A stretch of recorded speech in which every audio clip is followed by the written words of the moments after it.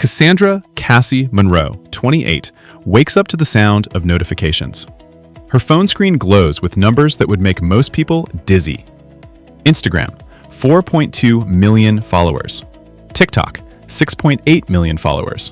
YouTube, 2.1 million subscribers. She's at Cassie Lives Authentically, a lifestyle influencer built on the brand of real, unfiltered, genuine living. The irony isn't lost on her. She reaches for her phone before she's fully awake, checks engagement on last night's post, a candid photo of her morning routine that took 47 takes and 2 hours of editing. 73,482 likes, 2,847 comments. You're so real. I love how authentic you are. You inspire me to be myself. Cassie stares at the comments, feels the familiar hollowness. They have no idea who she actually is. The morning routine that isn't. What her followers see: Cassie waking up naturally, hair perfectly tousled, soft morning light, drinking green juice in expensive athleisure. Reality: Cassie spent 15 minutes setting up the shot yesterday. The morning light is a ring light. The green juice tastes like grass clippings. The just woke up look required makeup. Her assistant, Maya, 24, arrives with coffee. Maya: morning, your 8 a.m. with Luxe Beauty is in an hour. They're offering $75K for a 3-post sponsorship. Cassie, still scrolling. Pass. Maya: what? That's great money for... Cassie: their products test on animals. My brand is ethical. Maya: right, good call. Also, Vogue wants to profile you for their authentic voices issue. Cassie laughs. Actual bitter laughter. Cassie: authentic voices. That's perfect. Maya: what's wrong? This is huge. Vogue, Cassie. Cassie: nothing. Tell them yes. But something is wrong. Something has been wrong for months. The business of being real. Cassie's apartment is immaculate. Not because she's clean, but because it's a set. Every corner is Instagrammable. The kitchen she never cooks in. The reading nook where she never reads. The yoga space where she never actually does yoga. It's all performance. She opens her laptop, reviews today's content calendar. 9 a.m., spontaneous coffee run, planned 3 days ago. 11 a.m., unfiltered gym session with professional photographer. 2 p.m., real talk about mental health, scripted, approved by PR team. 5 p.m., casual dinner with friends, paid partnership with restaurant. 8 p.m., authentic bedtime routine, requires 2 hours of setup. Her entire life is scheduled, curated, monetized, and she's exhausted. The cracks begin to show. Tuesday, brand meeting. Cassie sits in a conference room with her management team. Derek, manager; Samantha, PR; Josh, creative director; Maya, assistant. Q3 numbers are incredible. Revenue up 34%. Brand partnerships at an all-time high. Cassie, you're officially A-list influencer territory. The authentic lifestyle brand is resonating perfectly. Audiences are craving real, and you're giving it to them. Cassie shifts uncomfortably. For Q4, we want to double down. More candid content, more vulnerable posts. We're thinking a series on my real struggles: mental health, body image, relationships. You want me to fabricate struggles for content? Not fabricate, curate. You've had struggles, right? We just package them authentically. Authentically fabricate my pain? Cassie, this is how the industry works. Everyone curates. Your brand is that you do it more honestly than others. But that's a lie. It's marketing. What's the difference? Silence. Look, if you're having brand fatigue, take a few days off. We can post archived content. But Cassie, you're at the top. Don't lose momentum now. What if I don't want to be at the top? Then you're in the wrong business. The breaking point: Thursday evening influencer event. Cassie attends a product launch. The room is full of influencers, all beautiful, all performing, all pretending they're not performing. She stands in a corner with her phone, taking a video. Hey loves, at this amazing event for Glow Skincare. Look at this gorgeous setup. Feeling so grateful to be here. She posts it. Immediate engagement. Then she looks around the room, really looks. Everyone is on their phones. No one is talking. They're all creating content about being at an event they're not actually experiencing.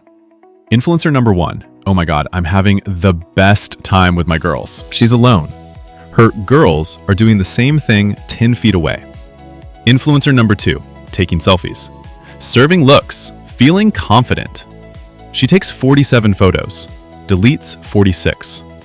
Cassie feels something crack inside her chest. She walks to the bathroom, locks herself in a stall, and for the first time in 3 years, she cries without filming it for content. Friday morning, the post that changed everything. Cassie wakes up at 3 a.m., can't sleep, can't stop thinking. She picks up her phone, opens Instagram, types without thinking. Cassie lives authentically. I'm a fraud. You think you know me, you don't. You know a version of me that's been edited, filtered, scripted, and approved by a marketing team. You know Cassie lives authentically. You don't know Cassandra Monroe. I wake up every morning and perform. I script candid moments. I manufacture vulnerability. I sell you authenticity that's been focus grouped and optimized for engagement. I built a brand on being real, while being the most fake version of myself I've ever been. I don't know who I am anymore, and I'm terrified that if I stop performing, there's nothing underneath. This isn't a cry for help, it's a confession. I'm sorry I lied to you. I'm sorry I lied to myself.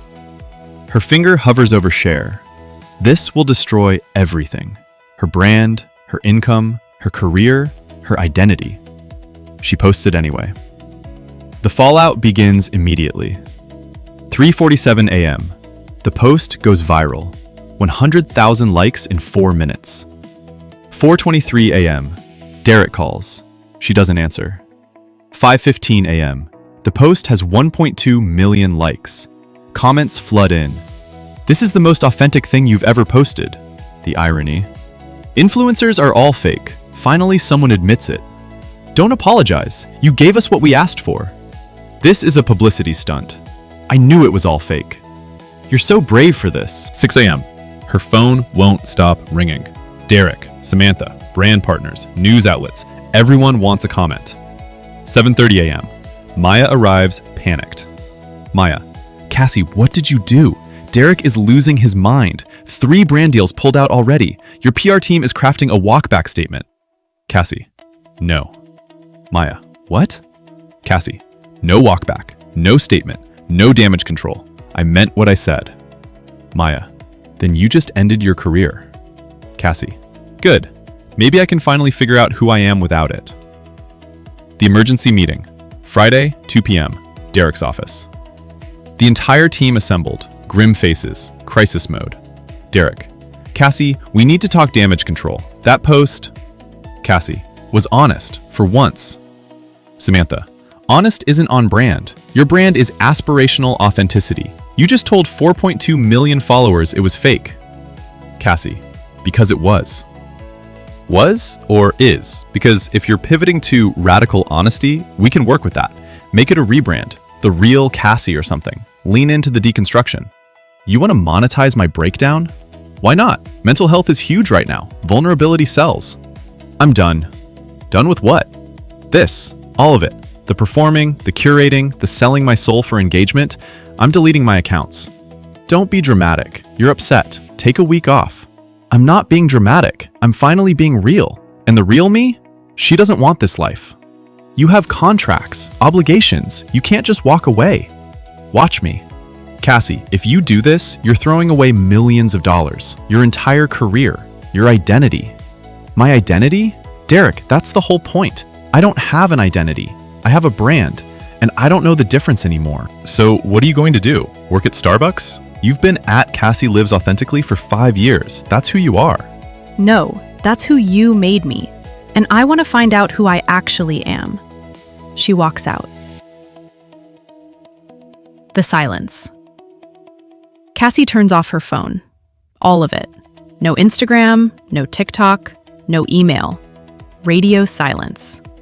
She sits in her Instagrammable apartment and realizes, without the camera, without the audience, without the performance, she has no idea what to do. Who is she when no one is watching?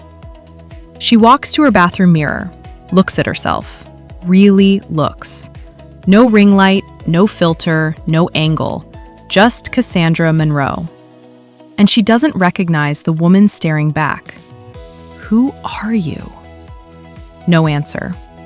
What do you actually like? What do you actually want? What matters to you when it's not content? Still no answer. She sinks to the bathroom floor. 28 years old, 4 million followers, and she has no idea who she is. What would Jesus do? If he had 4 million followers and realized his whole life was fake, what would he do? The apartment goes silent. Not just quiet, silent. The hum of the refrigerator stops. The distant traffic noise disappears. The notifications that were buzzing constantly, gone.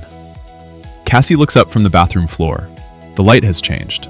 Softer, golden, like sunrise, but eternal.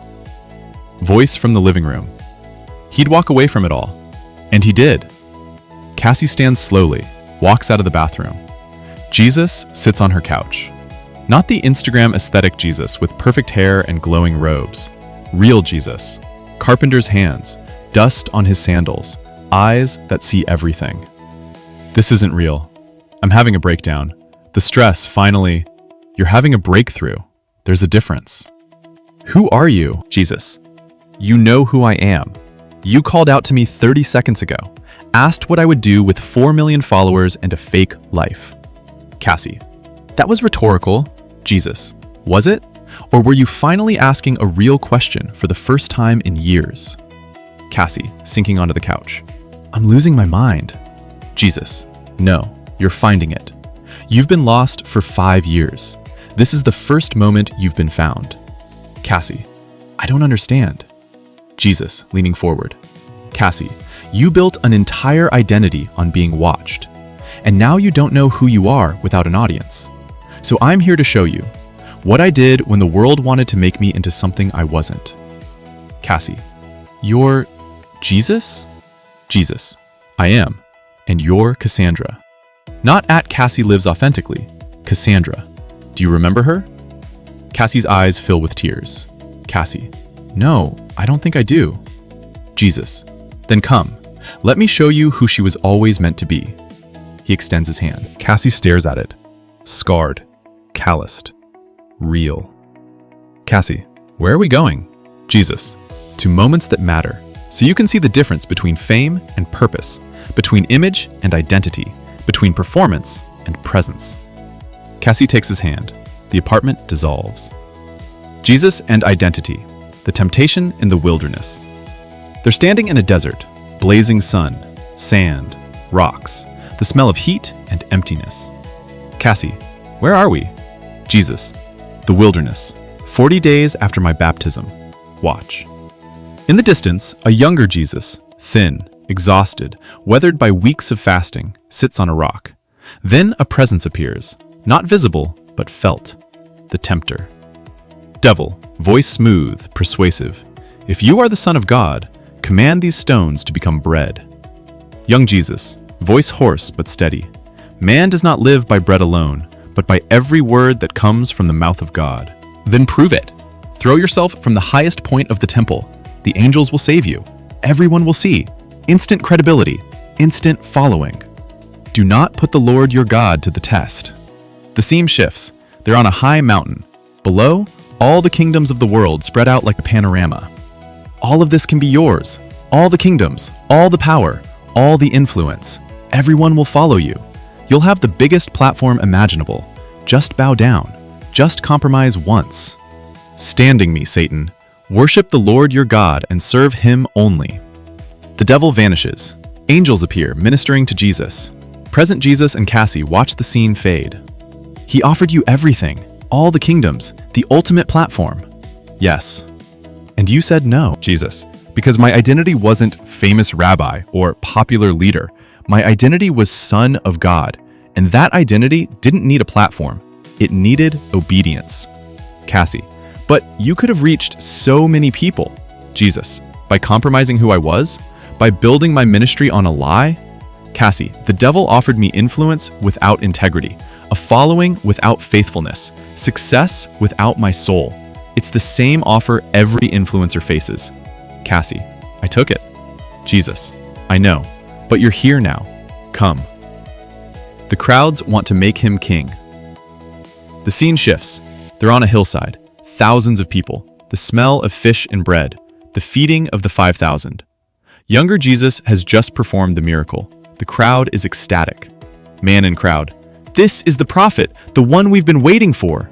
Woman in crowd. He should be our king. Make him king. Young disciple to Jesus. Master, do you hear them? They want to follow you. We could gather an army, overthrow Rome, establish God's kingdom now. The crowd begins moving toward Jesus, chanting, King, King, King. And then Jesus withdraws. He doesn't give a speech, doesn't capitalize on the moment, doesn't ride the wave of popularity. He simply leaves, walks up the mountain alone. The disciples are confused. The crowd is disappointed, but Jesus keeps walking. Present. Cassie and Jesus watch him disappear up the mountain. Cassie, he left? At the height of his popularity? That's insane. Any influencer would kill for that moment. Jesus, exactly, and that's why I left. Cassie, I don't understand. Jesus, they wanted to make me into who they needed me to be. A political king, a military leader, a celebrity. But that wasn't my identity, so I refused to perform it. Cassie, but you could have used that influence for good. Jesus, Cassie, influence built on people's projections is a prison. They weren't following me. They were following their idea of me. And if I'd accepted that crown, I would have spent my entire ministry maintaining an image instead of fulfilling my purpose. Cassie, that's what I did. I became what people wanted, and now I don't know who I actually am. Jesus, I know. That's why I'm showing you this. Come. Peter denies Jesus. The scene shifts. Nighttime, a courtyard, a fire, people huddled around. Peter, one of Jesus' closest disciples, stands near the fire, trying to stay warm, trying to stay hidden. A servant girl approaches. Servant girl, you were with Jesus of Nazareth. Peter, I don't know what you're talking about. Man in crowd, you're one of his followers. I can tell by your accent. Peter, voice, swear, I don't know him. Another woman, I saw you with him in the garden. I tell you, I don't know the man. A rooster crows, and across the courtyard, Jesus, bound, beaten, being led to trial, turns and looks directly at Peter. Their eyes meet. Peter's face crumples. He runs into the darkness, sobbing. Present, Cassie and Jesus watch Peter disappear. He denied you to save his image. He denied me because he was afraid. Afraid of being associated with a failed Messiah. Afraid of losing status. Afraid of what people would think. But you were his friend, his rabbi. He loved you. He did. But in that moment, his fear of judgment was stronger than his love for me. His image mattered more than his integrity. I've done that. I've denied who I really am 1,000 times to protect my brand, to keep followers, to maintain the image. I know, but Cassie, Peter's story doesn't end in the courtyard. Come. Peter restored. The scene shifts. Early morning, the shore of Galilee, the smell of fish and breakfast cooking. Resurrected Jesus and Peter sit by a fire. Peter looks haunted, ashamed. Resurrected Jesus. Peter, do you love me? Peter, pain in his eyes. Yes, Lord, you know I love you. Resurrected Jesus. Then feed my sheep. Pause. Resurrected Jesus. Peter, do you love me? Peter, confused, hurt. Yes, Lord, you know I love you. Resurrected Jesus. Then take care of my sheep. Another pause. Resurrected Jesus. Third time. Peter, do you love me? Peter, voice breaking. Lord, you know everything. You know I love you. Resurrected Jesus. Then feed my sheep. Peter, when you were younger, you dressed yourself and went where you wanted. But when you're old, you'll stretch out your hands, and someone will lead you where you don't want to go. A prophecy. Peter will die for Jesus. Crucified. Resurrected Jesus. Follow me. Peter stands. Restored. No longer hiding. No longer performing. Just real. Present Cassie and Jesus watch Peter walk away, finally free. Jesus, do you see? Peter built his identity on being the brave disciple, the bold leader. And when that image failed, he thought he'd lost everything. But I didn't want his image. I wanted his heart. Cassie, you asked him 3 times, once for each denial. Jesus, yes. I gave him a chance to reclaim his true identity. Not Peter the impressive, but Peter the beloved. Not performance, but presence. Cassie, what if I don't know who I am without the performance? Jesus, then it's time to discover it. Come. The Transfiguration. The scene shifts. They're on a high mountain. Younger Jesus, Peter, James, and John. And suddenly, Jesus begins to glow. Not like a filter or ring light. True radiance. His face shines like the sun. His clothes become dazzling white. Moses and Elijah appear, talking with Jesus. Peter, James, and John fall to the ground, terrified and awestruck. Lord, it's good we're here. Let me build 3 shelters, one for you, one for Moses, one for Elijah. We can stay here. People will come, they'll see this, it'll be incredible. A cloud envelops them. God's voice. This is my son, whom I love. Listen to him. When the cloud lifts, Moses and Elijah are gone. Jesus is back to normal, just a carpenter from Nazareth. Don't tell anyone about this until after I rise from the dead. But the glory, the power, everyone should see this. They will. But glory revealed at the wrong time, for the wrong reasons, becomes about the spectacle, not the substance. Present Jesus and Cassie stand on the mountain. You had glory, real glory, and you hid it, Jesus. Because my identity wasn't glorious rabbi, it was suffering servant. The glory was part of me, but it wasn't my purpose. And if I'd led with glory, with spectacle, people would have followed the show, not the message. Cassie, I've been all show. Jesus, I know. Your entire brand is spectacle. But Cassie, you have real glory in you, the image of God, the identity of beloved daughter. But you've buried it under filters and performance and curated authenticity. Cassie, how do I find it again? Jesus, by stripping away everything that isn't it. Come. Jesus, alone in prayer. The scene shifts one more time. Very early morning, still dark. Jesus is alone on a hillside, praying. In the distance, Peter and the disciples are searching for him. Peter, finding him. Everyone's looking for you. The whole town gathered at the door last night. You healed so many people. They want more. We should go back, capitalize on this momentum. Young Jesus, standing calmly. Let's go somewhere else, to the nearby villages, so I can preach there also.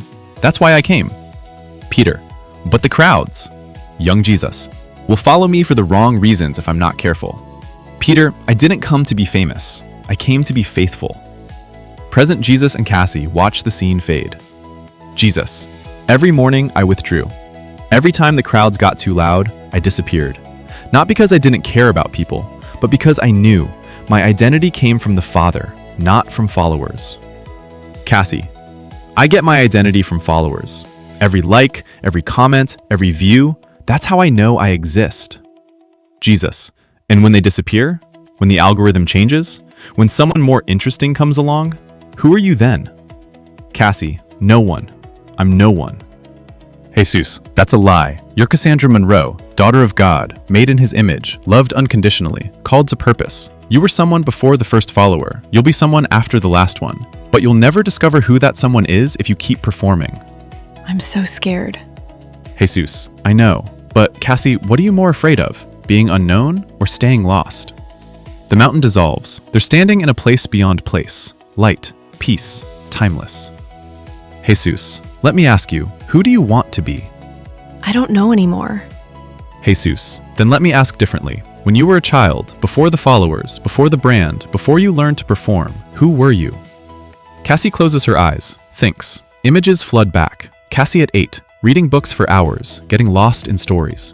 Cassie at 12, volunteering at an animal shelter, crying when dogs got adopted. Cassie at 16, writing in journals, pages and pages of thoughts no one ever saw. Cassie at 19, before the first viral post, before everything changed. Cassie, opening her eyes, tears streaming. I was quiet, thoughtful. I loved animals and books and long conversations. I wanted to write. I wanted to help people, not perform for them. Jesus, that's who you still are, under all the curation, under all the filters. That girl is still there, Cassie. She's just been drowning under the weight of an image. Cassie, how do I get her back? Jesus, by doing what I did, walking away from the crowds, rejecting the crown, refusing to be made into what you're not, and rebuilding your identity on something that can't be liked, followed, or unfollowed. Cassie, what's that? Jesus, being loved, by God, by people who see the real you, by yourself. That's unshakable identity, Cassie. Everything else is just noise. Cassie, if I delete my accounts, I lose everything. Jesus, do you? Or do you finally gain yourself? Cassie, people will forget me. Jesus, the ones who only knew your image will. The ones who love Cassandra will stay. And Cassie, wouldn't you rather be unknown and authentic than famous and fake? Cassie, everyone will think I failed. Jesus, let them. I was executed as a failed Messiah, but 3 days later, I rose. And that resurrection only happened because I refused to be who the world wanted me to be. He places a hand on her shoulder. Jesus, it's time to go back. Your choice is waiting. But Cassie, know this. You are not your followers. You are not your content. You are not your engagement rate. You are mine. And that's an identity no one can take away. Cassie blinks. She's back on her bathroom floor. The light is normal. The apartment hums again. But she's different. She picks up her phone, opens Instagram. 4.2 million followers, all waiting for her next post. She opens TikTok. 6.8 million. YouTube, 2.1 million subscribers. Millions of people who think they know her, who have no idea who she actually is. She opens her settings, hovers over delete account. This is career suicide, financial ruin, identity erasure. Or is it identity discovery? I am Cassandra Monroe, daughter of God. I am loved. I am enough. I don't need you to see me to exist. She clicks delete account on Instagram, then TikTok, then YouTube. Confirmation. Are you sure? This action cannot be undone. I'm sure. Delete, delete, delete. And just like that, @Cassie Lives Authentically is gone. Saturday, 3:47 p.m. The silence. Cassie sits in her apartment. For the first time in 5 years, her phone is silent. No notifications, no comments, no likes, no performance, just silence. And it's terrifying. And it's beautiful. She doesn't know what to do with herself. So she does something she hasn't done in years. She opens a book, an actual physical book, and reads. For hours. No camera, no audience, no content. Just Cassandra, reading. Because she wants to. Cassie creates a new Instagram account. Not @Cassie Lives Authentically, just her name, @Cassandra Monroe. 0 followers. She posts a photo. It's her. No makeup, no filter, no ring light, real morning hair, real face, real. Caption, starting over, for real this time. I'm Cassandra. I don't know who that is yet, but I'm going to find out. Not for you, for me. She posts it, turns off her phone, and goes for a walk. No camera, no documentation, just walking. The internet explodes. Influencer Cassie Monroe deletes all accounts. @Cassie Lives Authentically disappears. Breakdown or breakthrough. The rise and fall of Cassie Monroe. Her management team is furious. Brands are panicking. Other influencers are speculating. But Cassie doesn't see any of it because she's not online. She's at a bookstore, reading, drinking coffee, being anonymous. And for the first time in 5 years, she's happy. 2 weeks later, the interview. A journalist from The Atlantic reaches out, wants to profile her about leaving influencer culture. Cassie almost says no, but then realizes this story might help other people trapped in performance. She agrees. One interview, on her terms. Journalist. Cassandra, can you tell me why you deleted everything? Cassie. Because I realized I'd built my entire identity on being watched, and I didn't know who I was without an audience, so I decided to find out. Journalist. Most people would say you were at the height of your career. Why walk away? Cassie. Because height isn't the same as health. I was successful and miserable, famous and lonely, influential and empty. I had 4 million followers and no idea who I was. That's not success. That's a crisis. Journalist. Do you regret it? Cassie, not for a second. I'm poorer, unknown, starting over, and I've never been more at peace. Journalist. What would you say to other influencers struggling with this? Cassie, looking directly at the camera. You are not your follower count. You are not your engagement rate. You are not your brand. You are a human being with inherent worth that has nothing to do with being seen. And if you don't know who you are when the camera is off, it's time to find out. The interview goes viral, ironically. The reconstruction, 6 months later. Cassie's new life. Cassandra Monroe, 28, works at a local animal shelter. She makes $38,000 a year. Her apartment is small, regular, not Instagrammable. She has 247 followers on her personal Instagram. She posts once a week. Real photos. No captions optimized for engagement. Just life. And she's never been happier. The coffee shop conversation. Cassie meets her former assistant Maya for coffee. Maya, you look different. Cassie, I feel different. Lighter. Maya, I have to ask, do you ever miss it? The followers, the income, the influence? Cassie, sometimes I miss the income, but the followers, the influence? No. Maya, I was drowning. I thought I was building a life, but I was just building a persona. And that persona was killing me. Maya, but you were helping people. Your platform inspired millions. Cassie, did it? Or did it just make them feel inadequate? I sold them a fake version of life and called it authentic. That's not inspiration, that's manipulation.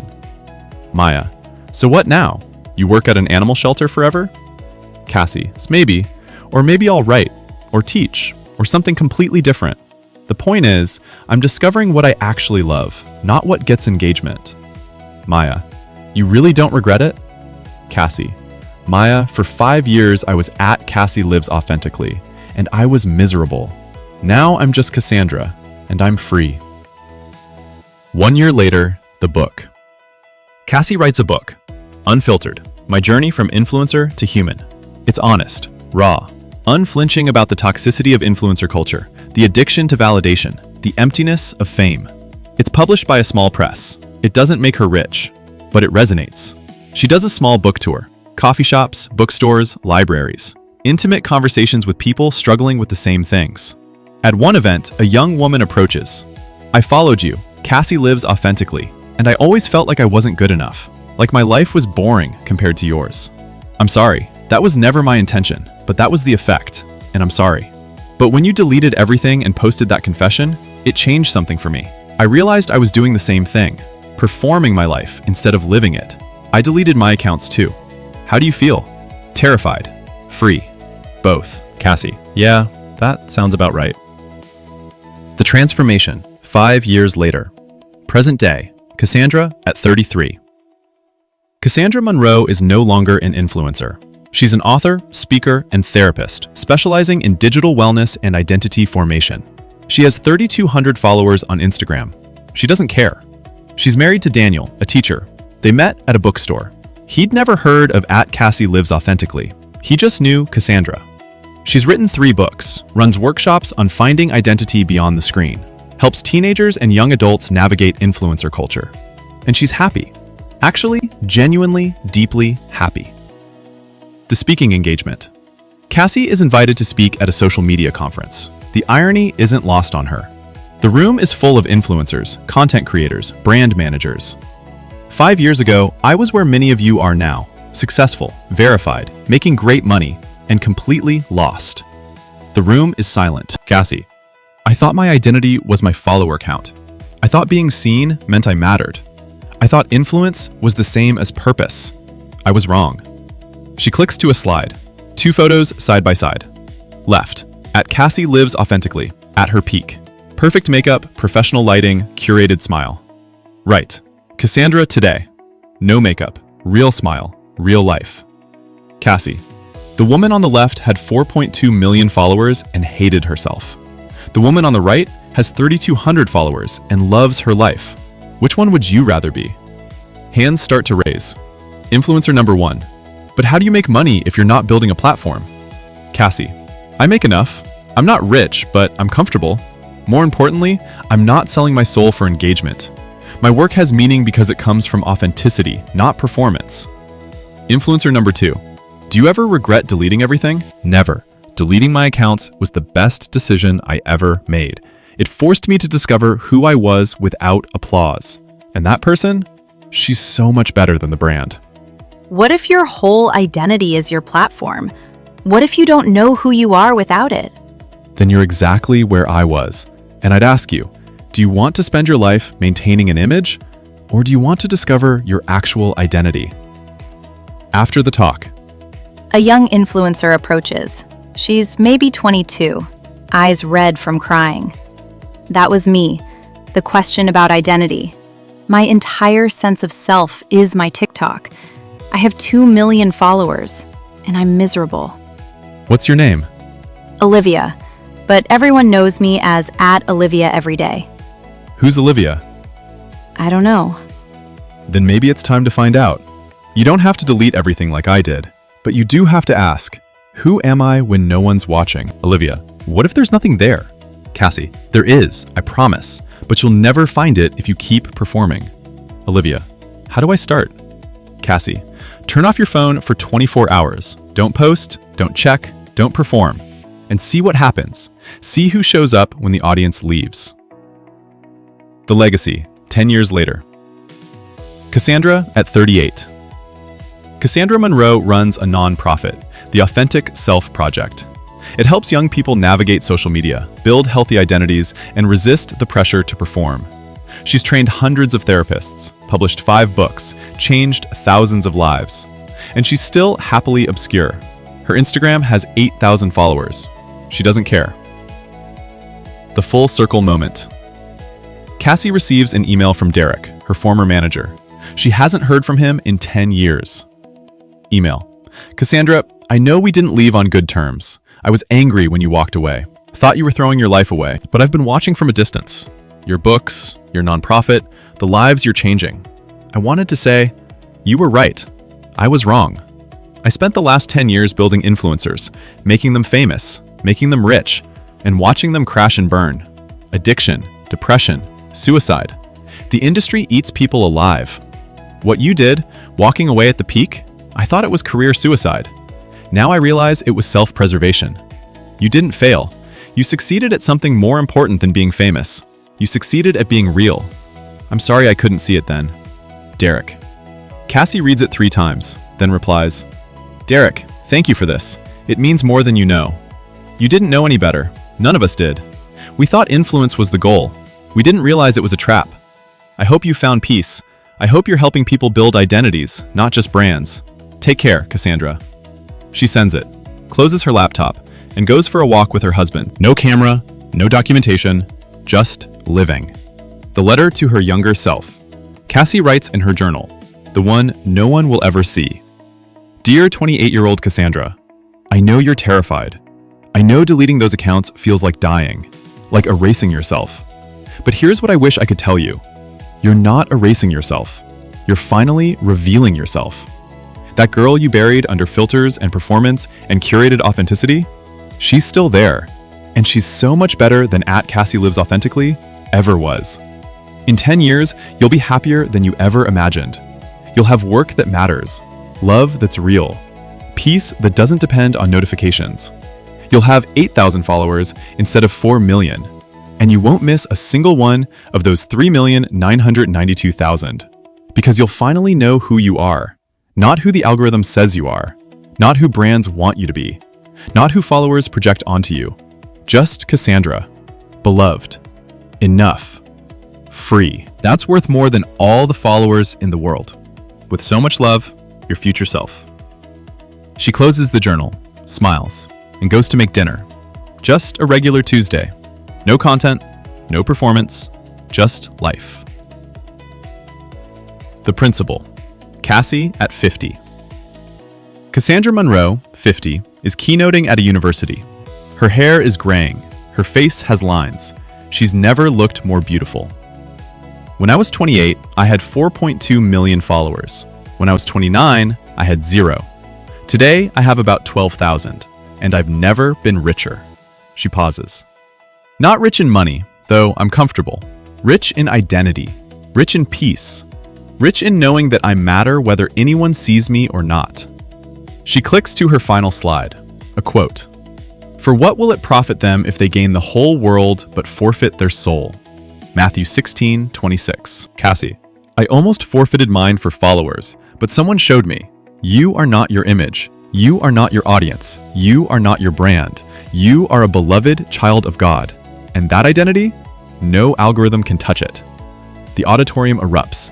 In a world obsessed with being seen, Jesus asks a radical question. Who do you say I am? Not, who do the crowds say I am? Not, what's my engagement rate? Not, how many followers do I have? Who do you say I am? Because identity that depends on applause is slavery. Identity rooted in being loved is freedom. Cassie built an empire on being watched, and it nearly destroyed her. Until she learned what Jesus modeled. Walk away from the crowds when they want to make you into someone you're not. Refuse the crown that comes with compromise. Your identity isn't your influence. It's who you are when the camera is off. Jesus could have been the most followed, most influential, most famous person in history. He had the crowds, he had the miracles, he had the platform, and he walked away from it over and over because his identity was Son of God, not celebrity Messiah. The question isn't, how can I get more followers? The question is, who am I when no one's watching? Because that's the only identity that lasts. What would Jesus do with 4 million followers? He'd delete the account and go find out who he was without them. Discussion questions for groups. 1. How much of your identity is built on being seen, validated by others? 2. If your social media disappeared tomorrow, how would it affect your sense of self? 3. Jesus walked away from crowds wanting to make him king. When have you had to walk away from applause? 4. What's the difference between influence and purpose? Can you have one without the other? 5. Peter denied Jesus to protect his image. When have you compromised authenticity to maintain reputation?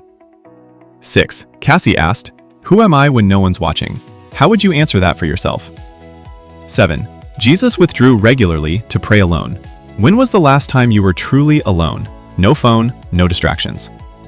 8. What would it take for you to delete your accounts, literally or metaphorically? 9. How do you distinguish between healthy sharing and performance? 10. If you could only be known by 10 people but truly known, or famous to millions but unknown, which would you choose?